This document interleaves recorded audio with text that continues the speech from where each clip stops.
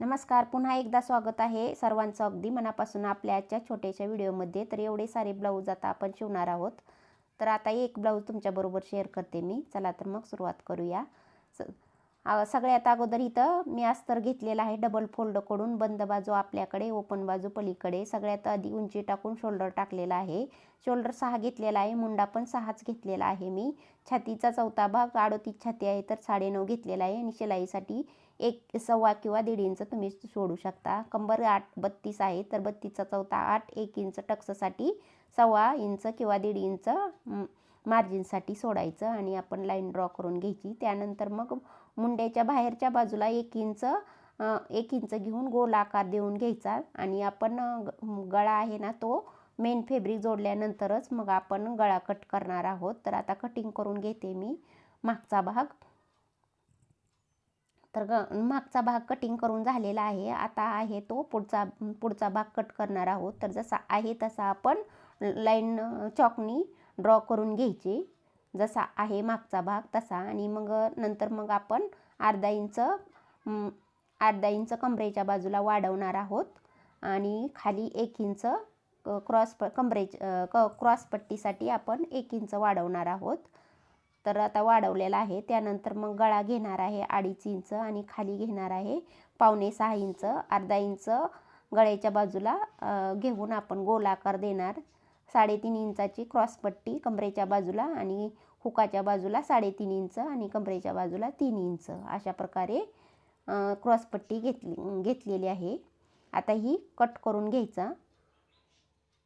तर हे अस्तरचं कापड आहे. तुम्हाला जर एकदम डायरेक्ट तुम्हाला समजणार नाही, त्यामुळे तुम्ही पेपर कटिंग करू शकता. अगोदर डायरेक्ट कपड्यावरती तुम्हाला नसेल जमत तर तुम्ही पेपर कटिंग करू शकता. मला सवय असल्यामुळे मी डायरेक्ट कपड्यावरती पण कट करू शकते. तर क्रॉसपट्टी काढलेली आहे. आता गळा कट करून घेते मी.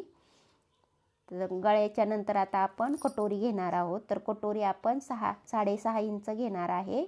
ही कटोरी आपण याच्या ठिकाणी दुसरी कटोरी लावायची असती. 4 इंच वरती घेणार आहे. गळ्याच्या साईडला 1 इंच आणि मुंड्याच्या साईडला 2.5 इंच घेऊन आपण गोल आकार देणार आहोत. तर आता हा कटोरी कट करून घेते आणि ह्याच्या ठिकाणी आपण वाढवून कटोरी जोडायचा आहे. तर आता हे मागचा भाग झाला. आता अगोदर आपण बाही काढून घेणार आहोत आणि राहिलेल्या कपड्यामध्ये कटोरी. तर बाहीचं आपण जेवढं कापड आहे तेवढं फोल्ड करून घ्यायचं. आता इथं थोडंसं कमी पडतंय म्हणून मी 2 इंचाचा जोड देणार आहे. अस्तरच्या कपड्याला जोड द्यावा लागतो, नाहीतर बसत नाही. तर आता इथं बाही उंची टाकून घेतलेली आहे 6 इंच, 1 इंच शिलाईसाठी 7 इंच, मुंड्याच्या साईडला 3 इंच घेतलेला आहे खाली आणि 1.5 इंच आपण शिलाई मार्जिनसाठी सोडलेला आहे. आणि 1.5 इंच सोडून आपण दोन्हीचा मध्य काढायचा. वरती नरकट 1 इंचावर द्यायचा आणि खाली मच्छकटासाठी अर्धा इंच ठेवायचा आणि माशाचा आकार देऊन घ्यायचा, कट करून घ्यायचं. आणि आपण नंतर मग मेन फॅब्रिक झाल्यानंतरच पुढचा मच्छकट जोडणार आहोत, कट करणार आहोत. आत्ता लगेच कट करणार नाही. तर आता अगोदर हे राहिलेल्या कपड्यात आपण कटोरी कट करणार आहोत. तर कटोरी हमेशा क्रॉस कापडामध्येच कट करायची. तुम्ही क्रॉस कापड जर नाही कट केलं तर 100% कटोरी बिघडतो आणि अशा पद्धतीने क्रॉस कापड टाकून जर कटोरी कट केला तर बिघडत नाही. तर आता आहे तसा ड्रॉ करून घ्यायचा आणि आता आपण वाढवायचं कसं हे काळजीपूर्वक बघा. तर इकडच्या हुकाच्या साईडला आपण 1.5 इंच वाढवणार आहोत आणि अर्धा इंच वर घ्यायचं आणि मग पलीकडच्या बाजूला 1.5 इंच वाढवणार आणि त्यानंतर दोन्हीचा मध्य काढायचा. तर दोन्हीचा मध्य 10 आहे तर आपण 5 घ्यायचं. 5 नंतर मग 1.5 इंच खाली घ्यायचं आणि गोल आकार देऊन घ्यायचा. अशा पद्धतीने जर तुम्ही कटोरी काढली तर बिलकुलसुद्धा बिघडत नाही. तर अशा प्रकारे कट करून घ्यायची. तुम्हाला सांगते मी डाच घ्यायचा पण कसा तो. तर कट करून झालेला आहे अशा प्रकारे बघा.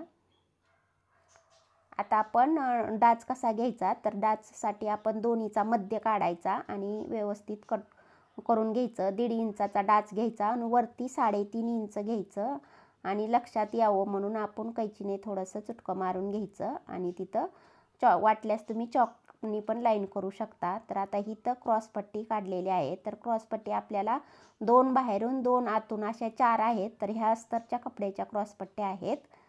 तर 4 पट्ट्या लागतात. आता तर क्रॉसपट्ट्या काढून झालेल्या आहेत. तर अस्तरचं पूर्ण अस्तर माझं कटिंग करून झालेलं आहे. हा कटोरी आहे, बाही आहे ही.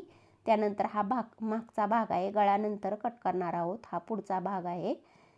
तर आता ह्याच्यानंतर मग आपण मेन फॅब्रिक कट करणार आहोत. तर ही हुकासाठी एक एक्स्ट्रा ठेवलेला आहे. तर आता अगोदर आपण ही बाही कट करून घ्यायची. तर आता इथं 2 इंच एक्स्ट्रा काढायचं अस्तरसाठी, म्हणून इथं आपण बाही ह्याच्यात पण 2 इंच एक्स्ट्रा काढलेला आहे. हा मागचा भाग आहे. मागचा मेन फॅब्रिक जोडल्यानंतरच आपण गळा काढणार आहोत आणि हमेशा डबल फोल्ड करायचं कापड, कुठलंही अस्तरचं असो नाही तर मेन फॅब्रिक असो.